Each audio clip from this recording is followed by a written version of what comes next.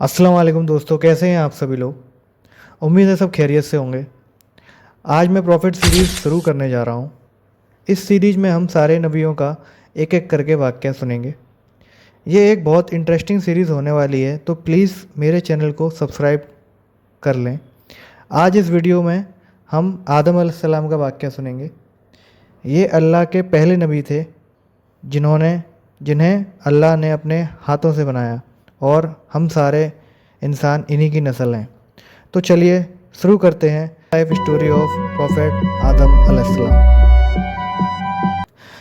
सूरह अल-बकरा में अल्लाह ने आदम अलैहिस्सलाम का ज़िक्र किया है। जब अल्लाह ने इंसान की मखलूक को पैदा करने का इरादा किया, अल्लाह ने फ़रिश्तों से फ़रमाया, मैं ज़मीन में अपना एक खलीफा बनाने वाला हूँ। फ़रिश्तों को लगा कि शायद उनकी इबादत में कोई कमी रह गई है। फ़रिश्तों ने पहले भी जिन्नों जैसी मखलूक देखी थी जो ज़्यादा अकल नहीं रखते थे और खूरेज़ी करते थे। फ़रिश्तों ने अल्लाह से कहा, ए अल्लाह, हम तेरी तस्दीह, हम्द और पाकी बयान करते हैं। अल्लाह, क्या तू ऐसी मखलूक पैदा करेगा जो ज़मीन में फ़साद करेगी और खून खराब करेगी। इसके जवाब में अल्लाह ने कहा, जो मैं जानता हूँ वो तुम नहीं जानते। फ़रिश्तों ने आपस में कहा, अल्लाह जो भी मखलूक पैदा करेगा वो हमसे ज़्यादा इल्म नहीं रख सकती। फिर अल्लाह ने आदम अलैहिस्सलाम को इल्म से नवाजा और उन्हें कुछ चीज़ों के नाम सिखा दिए, और फिर आदम अलैहिस्सलाम को फ़रिश्तों के सामने पेश किया और फ़रिश्तों से फ़रमाया, तुम बताओ इन चीज़ों के नाम। फ़रिश्तों ने फ़रमाया, हम उतना ही जानते हैं जितना तूने हमें सिखाया है अल्लाह, उसके सिवा हम कुछ नहीं जानते। फिर अल्लाह ताला ने फ़रमाया, ए आदम, तुम बता दो इन चीज़ों के नाम। आदम ने उन चीज़ों के नाम बता दिए। अल्लाह ने फ़रिश्तों से फ़रमाया, मैं ना कहता था कि आसमान में और ज़मीन में मैं सब पोशीदा चीज़ों को जानता हूँ।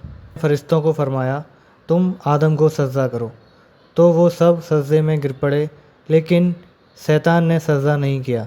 अल्लाह ने फ़रमाया, ए इब्लिस, तुझे क्या हुआ, तू क्यों नहीं करता आदम के सामने सजदा। इब्लिस ने कहा, ए अल्लाह, मैं तेरे इस गारे और मिट्टी से बनाए हुए इंसान के सामने सजदा नहीं करूँगा, और मैं आग से बना हूँ और ये मिट्टी से, तो मैं इसके सामने सजदा क्यों करूँ। अल्लाह ने कहा कि ये मेरा फरमान है। इब्लिस ने उसके बाद भी मना कर दिया। अल्लाह ने इब्लिस से कहा, इब्लिस, निकल जा मेरी यहाँ से, और तुझ पर क़यामत तक लानत बरसेगी। शैतान ने कहा, अल्लाह, मुझे क़यामत तक मोहलत दे। अल्लाह ने कहा, जा, तुझे मोहलत है। शैतान ने कहा, अल्लाह, तूने मुझे गुमराह किया है, मैं भी तेरे बनाए हुए बंदे की सीधी राह पर बैठकर उसे आगे से और पीछे से गुमराह करूँगा। अल्लाह ने कहा, अगर तू ऐसे गुमराह करेगा तो मैं दोज़ख को तेरे जैसे शैतानों से भर दूँगा, और जो मेरा बंदा सच्चा होगा वो तेरी किसी भी बात में नहीं आएगा। और अल्लाह ने उसे बाहर निकाल दिया। इसके बाद अल्लाह ने आदम अलैहिस्सलाम से कहा, तुम जन्नत में आराम से रहो और सारी जन्नत की अच्छी अच्छी चीज़ों को खा सकते हो, पर वो सामने एक दरख्त है, उसके फल तुम्हें नहीं खाना है। अल्लाह ने उनसे कहा। इसके बाद आदम अलैहिस्सलाम जन्नत में काफ़ी तन्हाई महसूस करते थे, तो इसलिए अल्लाह ने आदम अलैहिस्सलाम के लिए हव्वा अलैहिस्सलाम को बनाया। इसके बाद वो आराम से रहने लगे। कुछ टाइम बाद शैतान ने आदम और हव्वा को अपने जाल में फंसाने के लिए वसवसे डाले और उनका खैरोखार बना, और उनसे कहा कि अल्लाह नहीं चाहता है कि तुम हमेशा के लिए फ़रिश्ते बनो या हमेशा ज़िंदा रहो, इसलिए मैं तुम्हें बताता हूँ कि तुम उस दरख्त के फल को ज़रूर खाना। इस तरह शैतान ने उनका खैरोखार बन के उनका विश्वास जीता और उनको उस दरख्त के फल खाने के लिए راضی کر لیا۔ جیسے ہی انہوں نے اس درخت کے پھل کو کھایا تو ان کی ساری 70 کی چیزیں کھل گئیں۔ اس سے وہ ان 70 کی چیزوں کو چھپانے کے لیے پاس میں لگے ہوئے پیڑ کے پتوں کو لے کے اس 70 کی چیزوں کو چھپانے میں لگ گئے۔ تو اللہ نے ان سے کہا کہ اے آدم، میں نہ کہتا تھا اس پھل کو نہیں کھانا؟ اب تم اس جنت میں رہنے لائق نہیں ہو، اور تم نیچے جاؤ زمین پر، اور وہیں پر تم رہنا، وہیں اپنی نسلوں کو بڑھانا۔ تو اللہ سے آدم علیہ السلام نے فوراً معافی مانگی اور کہا اے اللہ مجھے معاف کر دے، میرے سے بہت بڑا گناہ ہو گیا۔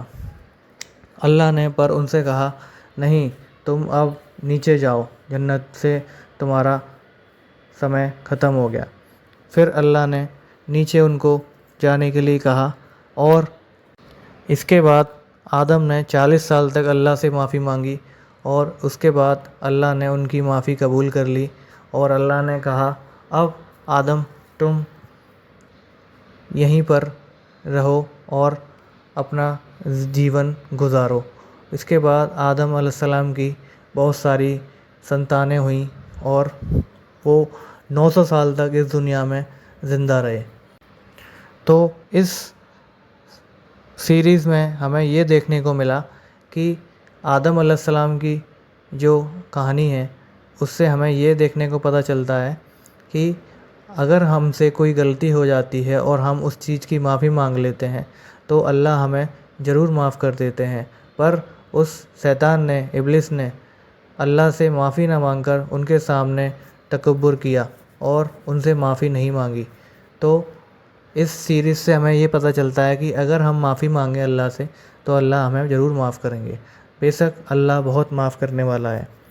تو دوستو، اگر آپ کو یہ سیریز پسند آئی ہو تو پلیز میرا چینل سبسکرائب کر دینا۔